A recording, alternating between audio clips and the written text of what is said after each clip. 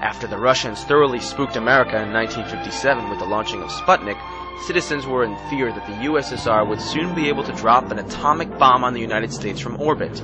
What could be done to avert such a disaster? And to what lengths would the United States government go to ensure national security?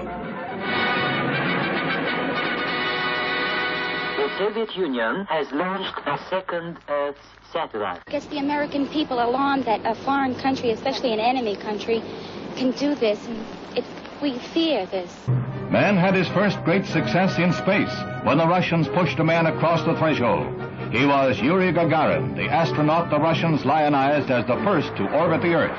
It was the propaganda coup of the year. After the Russian flight, U.S. plans were accelerated.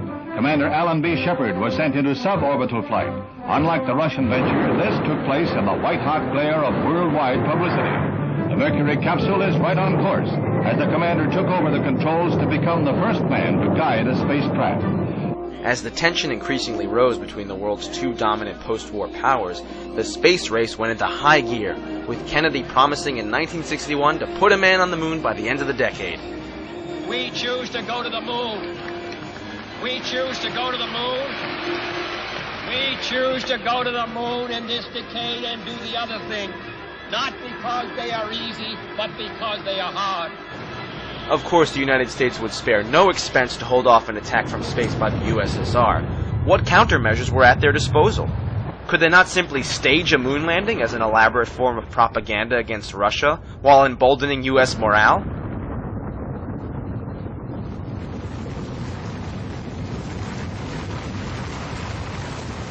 High in the volcanic mountains of Arizona, a little piece of the moon was recreated on Earth.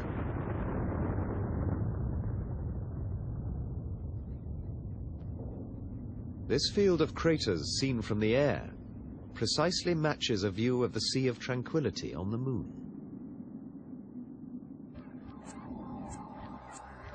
It is common in the history of warfare to intimidate your foe by means of deception. For example, during World War II, the Allies placed inflatable tanks on the battlefield to make the enemy think they were confronting a more formidable foe.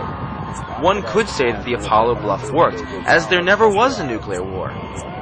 Yet, no one has ever come forward and actually admitted to this deception long after the Cold War hostilities have ceased. I don't care what you say. I went to the moon and back, and everyone that's a scientist knows it. Now, if you want to not believe it, it's okay, you know? It's okay. It's a better story. It just happens to be a lie, that's all. I probably would have done what the other six did, because I'm just as stubborn as anybody else. I said, I don't need to prove to you that I went to the moon. I know I went. Well, I know for a fact you didn't walk on the moon. I've seen the footage. That's fine. It's okay if you know it. Do you understand that? You can have any opinion you want. That's what's wonderful about this country. You can believe anything you want. And it's okay with me, for sure. Right. The most common question asked is how so many people could have been kept quiet about it. One wonders, too, why the astronauts would go along with such an elaborate hoax. To answer this question, we must all return to World War II Germany. Under Adolf Hitler's leadership, a Nazi war criminal named Wernher von Braun built thousands of V-2 rockets through slave labor that were launched against London. Once the rockets are up, who cares where they come down? That's not my department, says Wernher von Braun. Some have harsh words for this man of renown, but some think our attitude should be one of gratitude, like the widows and cripples in old London town, who owe their large pensions to Wernher von Braun. After the war, the Soviets and the Americans divided up the rocket technology. The Americans brought home over 100 top Nazi propulsion specialists, including their leading rocket scientist, von Braun. Say rather that he's apolitical. Since most people wanted to come live in America, the Soviet Union was given most of the hardware, which, to a large degree, contributed to their victory with Sputnik. In German or English, I know how to count down. And I'm learning Chinese, says Wernher von Braun. By 1961, Nazi rocket scientists such as von Braun maintained a close relationship with President John F. Kennedy as he moved to fulfill his promise to land Americans on the moon before the end of 1969.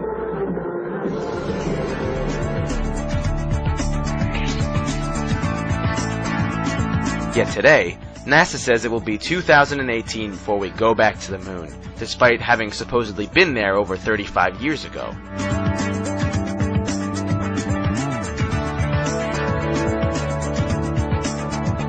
It is time for America to take the next steps. Today I announce a new plan to explore space and extend a human presence across our solar system. We will begin the effort quickly, using existing programs and personnel. We'll make steady progress. One mission, one voyage, one landing at a time.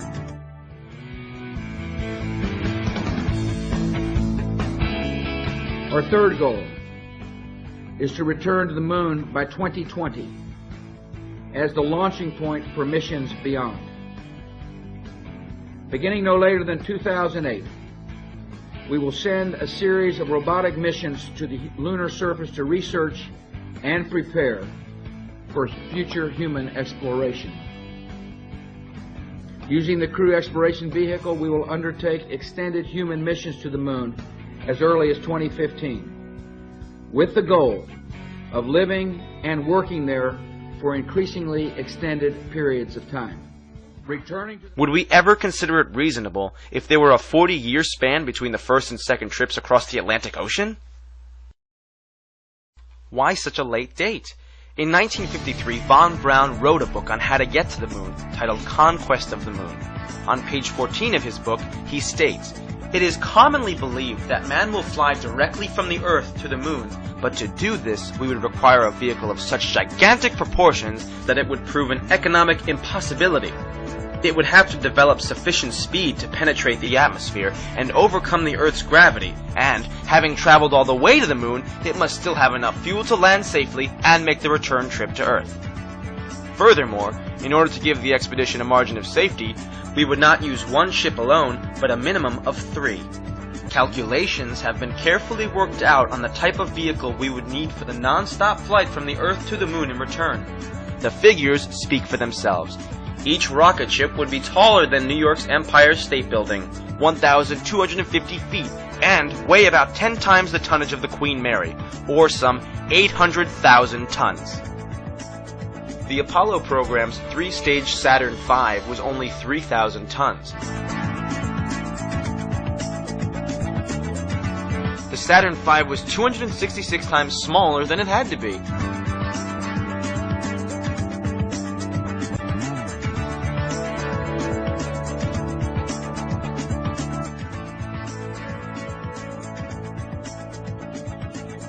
Von Braun was certain that the way to get to the moon would first require that a space station be built, with the rocket parts being ferried there for final construction.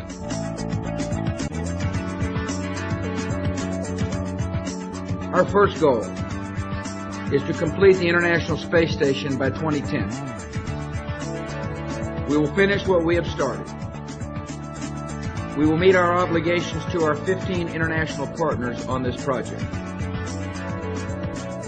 We will focus our future research aboard the station on the long-term effects of space travel on human biology. Research on board the station and here on Earth will help us better understand and overcome the obstacles that limit exploration. Through these efforts, we will develop the skills and techniques necessary to sustain further space exploration. The constructed vehicle would then launch from the Earth's orbit rather than its surface. The Saturn V used only 3 fuels: liquid oxygen and kerosene in the first stage, and liquid oxygen and hydrogen in the upper stages.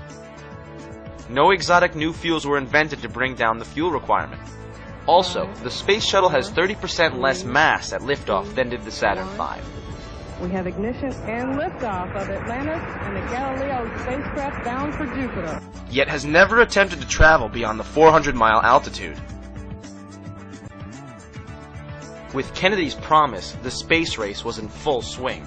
Yet it became apparent in the mid-60s that there was absolutely no way anything of the sort was going to happen.